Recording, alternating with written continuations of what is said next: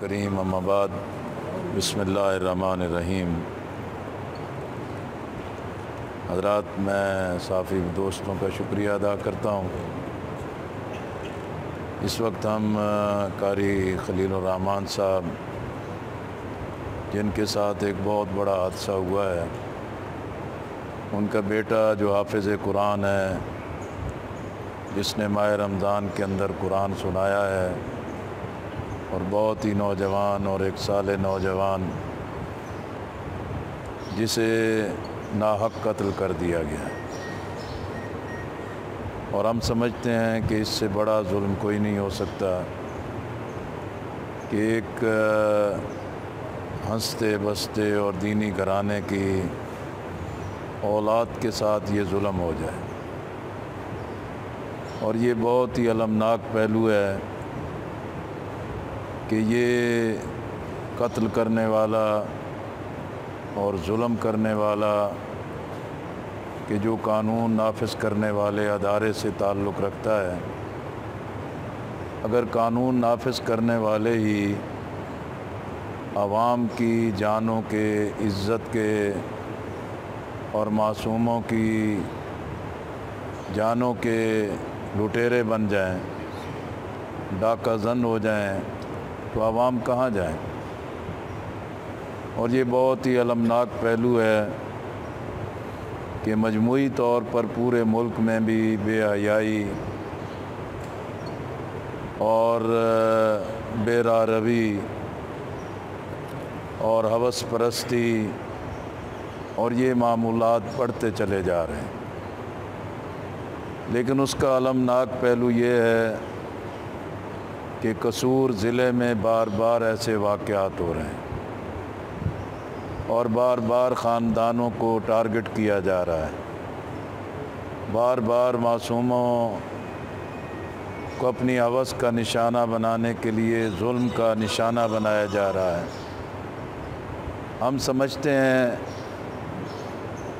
کہ اگر پہلے مقدمے کے بعد اور اس کی عمل درآمد کے بعد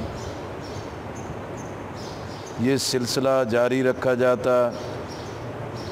اور مجرموں کو عبرتناک سزا دی جاتی، تو شاید یہ مظلوم خاندان ایسے ظلم سے محفوظ رہ جاتے۔ اور اسی طرح اس حکومت کی سرپرستی میں جو قانون سازی ہوئی، اور اس قانون سازی میں بھی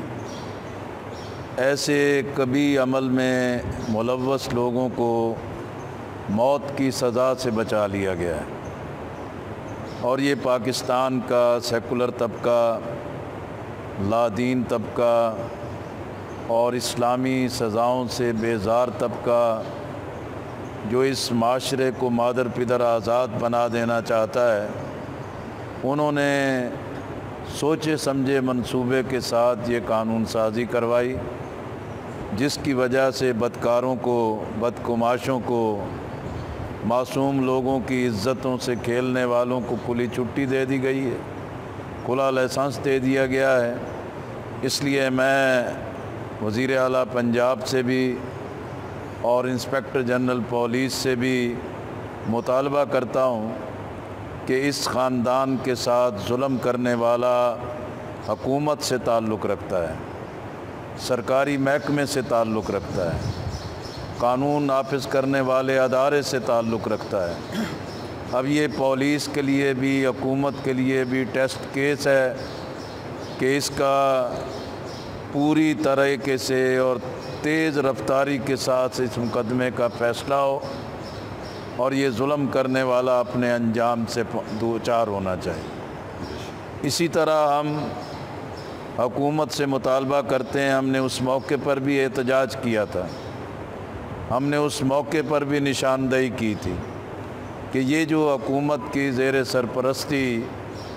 ایسے بدکاروں کو، کبھی فیل کرنے والوں کو محفوظ کرنے کا اقدام کیا جا رہا ہے، یہ ملک و ملت کے لیے ایک بڑی تباہی ہوگا۔ اور یہ بار بار کے واقعات جو پورے ملک میں ہو رہے ہیں، یہ اسی کا شاخسانہ ہے۔ نہ خوف رہا ہے اور نہ ہی اس سلسلے میں کوئی لوگوں کے اندر قانون سے ڈر رہا ہے اور لوگ سمجھتے ہیں کہ یہ کام کر لیا جائے، خاندانوں کو برباد کر دیا جائے، معصوم جانوں کو تباہ کر دیا جائے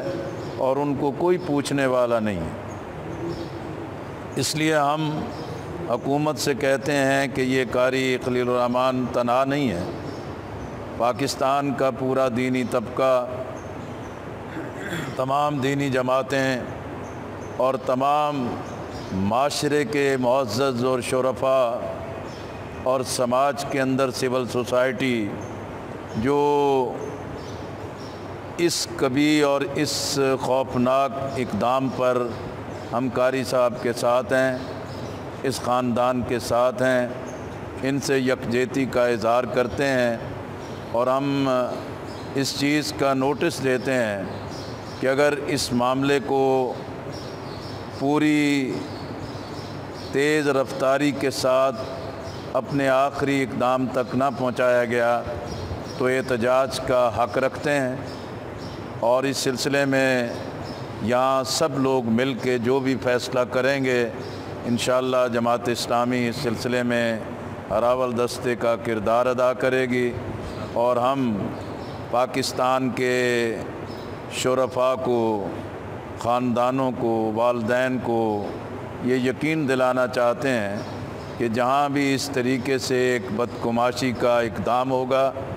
ہم اپنی حق کی آواز کو بلند کریں گے، ہم معصوم بچوں کی زندگیوں کی حفاظت کے لیے اپنا دینی، قومی اور انسانی کردار ادا کریں گے، اور میں سمجھتا ہوں کہ یہ واقعات ہمیں اسی بات کی نشاندہی کر رہے ہیں۔ یہ اللہ کے دین سے دوری، یہ اللہ کے خوف سے دوری اور قرآن و سنت کے نظام سے دوری اور اللہ کے احکامات کی بجاوری کے بجائے اس کی خلاف ورزی، اور جو اسلام کی تعلیمات کی روشنی میں جو سزائیں ہیں ان سے فرار کا نتیجہ یہ ہے کہ معاشرے تباہ ہو رہے ہیں، سماج تباہ ہو رہی ہے، معاملات تباہ ہو رہے ہیں۔ اس لیے میں سمجھتا ہوں کہ اس وقت ہمارا معاشرہ جہاں اور بہت سارے بحرانوں سے دوچار ہے، وہیں کرونا وبا نے بھی پوری معاشرت اور سماج کو تباہ کر کے رکھ دیا ہے۔ اقتصادی بحران ایک بدترین شکل اختیار کر رہا ہے، سماجی پوری صورتحال بدل رہی ہے، اس لیے دنیا کے سارے نظام ناکام ہیں، اشتراکیت ناکام ہے، مغربی تہذیب ناکام ہے، سود پر مبنی سرمایہ دارانہ نظام ناکام ہے۔ پاکستان ایک اسلامی ملک ہے، کلمے کی بنیاد پر بنا ہے۔ ان بدلتے حالات میں پاکستان کو ریاست مدینہ کے طرز پر ایک مثالی نظام دیا جائے اور پاکستان کو ایک مثالی ملک بنایا جائے، اور میں قومی قیادت سے مطالبہ کرتا ہوں کہ وہ غیر ذمہ دارانہ رویے ترک کریں، وہ چھوٹے چھوٹے اور فروعی سیاسی اختلافات کو ترک کریں، پاکستان کو، پاکستان کے وجود کو، پاکستان کے عوام کو